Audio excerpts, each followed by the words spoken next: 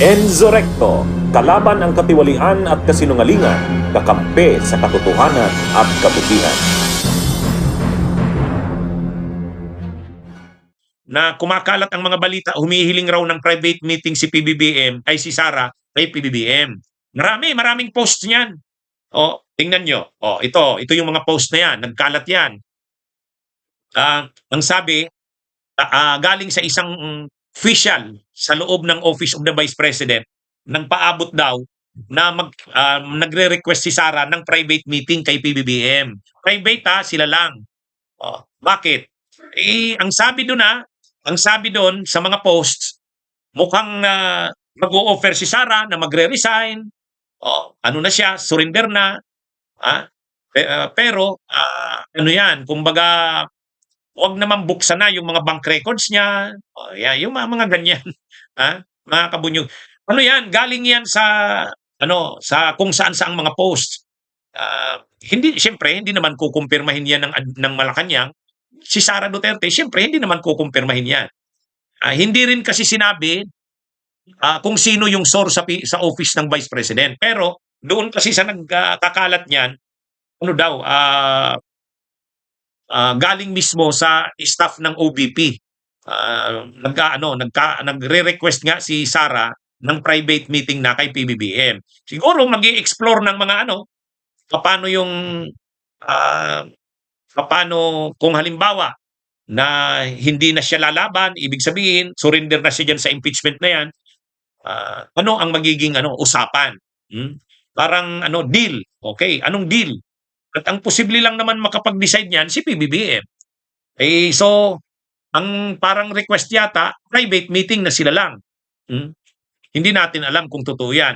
May message ako na kaibigan ko na medyo may connection sa Malacanang, hindi ko napapangalanan. Ang sabi ko, ano ba to pre? Ano ba to? Totoo ba to? Private meeting daw ni Sara at PBBM? Ang sagot lang sa akin, no. No. No. Pero ang reaksyon ng mga tao talaga, wag. Wag, Mr. President. Huwag kang maniniwala dyan. Huwag kang papasok sa bitang yan. Hindi, pero sa totoo lang talaga, sa sitwasyon ng Duterte ngayon, ang tiningnan nyo na, ano na talaga sila? Padurog na ang Duterte. Padurog na yan mga kabunyog, mga kababayan. Unang-una, si Digong nakakulong sa ICC. Magsisimula na ang trial niyan sa November 30. Ano na yan? Pangalawa, si Sara Duterte, malaki ang posibilidad makukonvict yan dyan sa impeachment trial na yan. Kahit hindi pa siya makonvict dyan sa impeachment trial na yan, mahuhubaran siya dyan. Nandun na yung mga box-box ng mga ebidensya sa kanya, bank records na yun, matindi yun. Papayag ka ba na mahubaran sa publiko na ganito ang mga deposito mo sa bangko? Di ba? Ano yan? Kung noon kay Corona, kay dating Chief Justice Corona, ang pinag-uusapan lang na deposito sa bangko ay 100 million halimbawa, na bibigla na ang taong bayan, ay dito pa kaya billion-billion yan. Billion-billion yan. Nakikita nyo naman yung mga boxes na dumating doon. Alam nga naman yung mga box na yun, walang laman. Di ba? Di ba? Alam yan. Alam yan nila Sara. Ang tanong ngayon. Kaya nga parang kung titingnan nyo, kahit yung defense team parang matamlay. Tingnan nyo yung mga veteranong lawyers ng defense team. Nagpapakita ba? Wala eh. Ang pinapasubo lang yung mga bata eh. Tapos talagang doon pa nga lang sa confidential funds, nangangapa na sila ng depensa.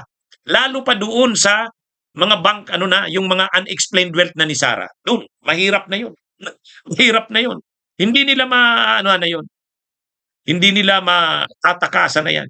Kaya siguro nag-iisip na rin talaga ang kampo ni Sara. Nag-iisip na rin paano mag-i-exit dyan. Pangalawa, sabihin pa nating napakaraming nakurakot ng mga Duterte sa tinagal-tagal nila. Sabihin na natin, sa tingin nyo sa ginagastos nila sa kaso ni Duterte sa ICC, malaki na yan. Bilyon na rin ang nagastos dyan. Yung bayad sa abogado, yung pabiyahe-biyahe nila papunta ng dahig. Grabe na yan. Wala naman ang nadadagdag doon. Bakit? Wala eh. Hindi na sila nasa ngayon. Kung hindi nasira yung unity team, busog pa yan si Sara sa confidential funds. Mula kasi 2024, wala nang confidential funds si Sara. At ang budget ng OBP, magkano na lang? 1 billion na lang yata. Di ba? So, ibig sabihin, ang mga pundo ng Duterte, nadideplete na rin. Nakakaramdam na sila niyan. Makakabawi lang sila pag nanalo uli sila sa 28. Oh, di ba? Ano na yan mga kabunyog? Ha? Hindi lang yan aamin ang mga Duterte, pero nakakaramdam na yan. Siguro nag-aaway-away na yan. Si Hanilet siguro sa kayo mga anak ni Duterte, nag-aaway-away na. Di ba? Kasi siyempre, ano yan mga kabunyog, mga kababayan? Gastos yan ang pinag-uusapan. Oh, gastos yan. Oh, okay sana yan kung gumagastos sila, at the same time, may kapalit. May kapalit. Ay hindi na nga sila makakakuha ng napakalaking pondo kasi hindi na sila ang nasa administrasyon. Hindi na sila yung nasa administrasyon. Kahit pa sabihin mong may kita pa rin sila dun sa Davao, hindi na ganun kalakihan. Samantalang, ang bilis ng labas ngayon ng pondo nila. So nag-iisip na rin yan sila, Sara. Baka nga yung mga ito pa pala, hindi ko sa inyo nasabi. Eh di ba sabi nung auditor ng COA? Sabi ng auditor ng COA, posible po na ipabalik na yung buong 612 million. Imagine niyo yan. Ipapabalik yung 612 million? Oh, pwedeng isa yan sa iniisip din ni Sara. Lalaban pa ba siya?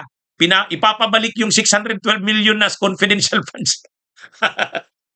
Ipapabalik yung 612 million na confidential funds. Oh.